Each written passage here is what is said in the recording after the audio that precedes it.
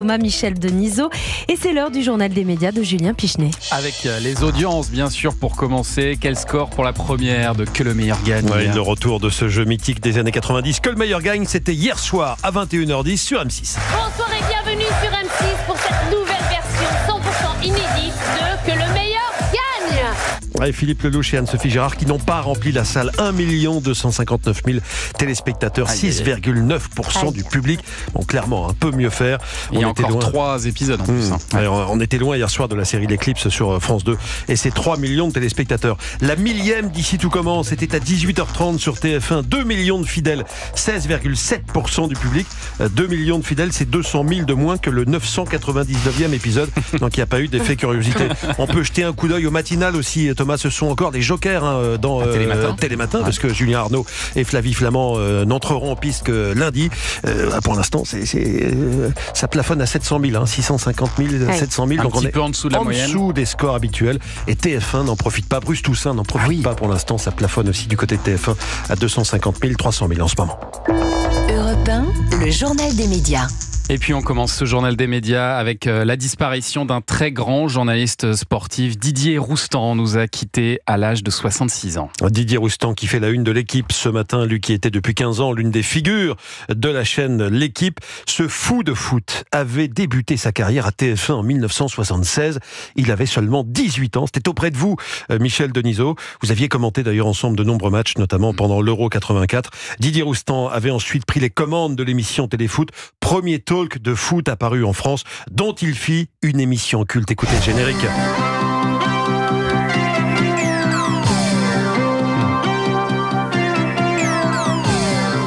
Dans les années 80, dans Téléfoot, on parlait de foot d'une manière sans doute plus fantaisiste et libre qu'aujourd'hui. Didier Roustan s'était exprimé d'ailleurs à ce sujet, pas plus tard que l'an dernier sur Europe 1. C'est la société qui est comme ça. Bizarrement, quand j'ai commencé en 76, alors bon, il y avait que 3 chaînes, ça semblait très sérieux, mais il y avait une certaine légèreté au niveau de la société, et finalement, on pouvait se permettre un peu plus de choses, mais être beaucoup plus créatif et être beaucoup plus tolérant d'une manière générale. Je pense que les réseaux sociaux ont pas arrangé les choses. Didier Roustan, c'était l'an dernier sur Europe 1 à l'occasion de la sortie de son livre Puzzle.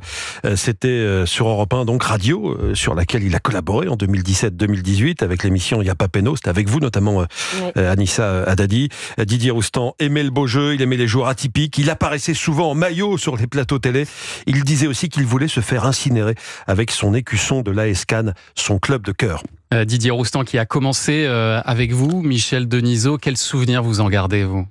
Je suis d'abord très, très bouleversé par la disparition de Didier, à laquelle je ne m'attendais pas du tout. Et le souvenir, c'est de quelqu'un de très attachant, d'abord, de passionné par le foot, de passionné par une certaine forme de football.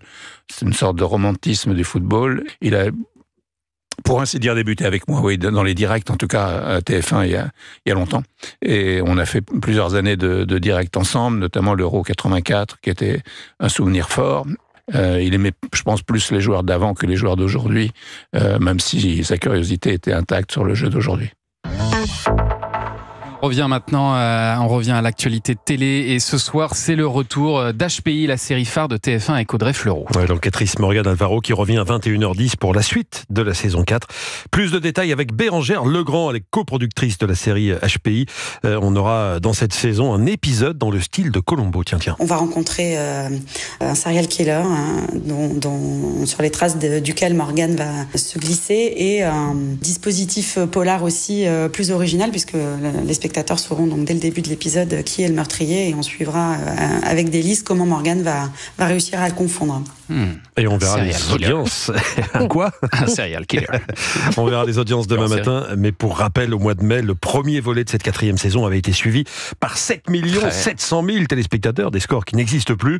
De quoi effrayer la concurrence. D'ailleurs, les traîtres changent de jour sur M6. Ils ont fui le jeudi pour s'installer désormais le vendredi. Sinon, quel avenir pour HPI ? Le tournage de la saison 5 débutera cet automne, ça c'est sûr.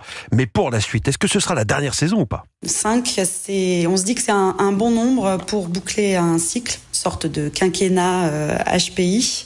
Après, il arrive parfois qu'on renouvelle son mandat, donc on verra où tout ça nous mène. Elle ne dit pas non, elle ne dit pas non. On verra avec les audiences peut-être. Voilà, peut-être. Et puis une autre série revient aujourd'hui sur Netflix, c'est Emily in Paris, avec un casting surprenant. Ah oui, parce que Brigitte Macron fait une apparition remarquée évidemment dans cette nouvelle saison d'Emily in Paris, précisément dans la deuxième partie de la saison 4, qui est disponible dès aujourd'hui sur la plateforme. On se souvient qu'en avril dernier, Brigitte Macron avait été aperçue, photographiée aux côtés de Lily Collins, la star de la série. Alors c'est pas la première fois qu'elle apparaît dans une série, puisqu'elle était apparue en 2018 dans Vestiaire, cette mini-série de France 2 consacrée au handicap et à l'inclusion. Alors, pour savoir comment ça s'est fait, Lily Collins, qui est la fille de Phil Collins, Collins est très proche de Brigitte Macron. C'est comme ça que s'est fait le rapprochement avec la série Emily in Paris. Merci pour cette information sur les coulisses un petit peu de cette décision.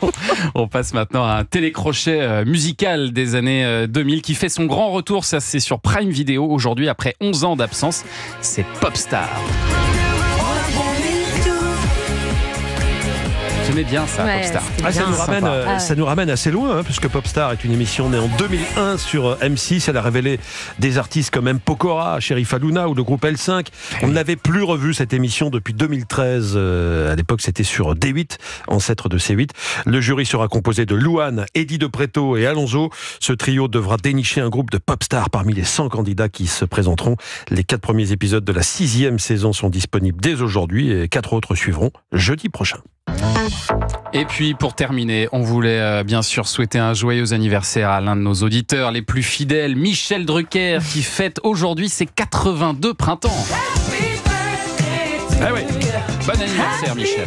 Joyeux anniversaire Michel.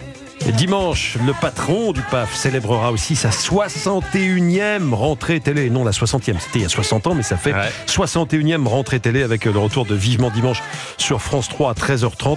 27e rentrée pour Vivement Dimanche. 60 ans de télévision, ne cherchez pas, il n'y a pas mieux en France, c'est le record. Bon, dans le monde, il y a l'américain Larry King et ses 60 ans de télé, mais Michel va bientôt tranquillement le dépasser. Bon anniversaire Michel. J'espère que tous vos chiffres sont bons, parce que sinon vous allez avoir un petit texto de Michel Drucker.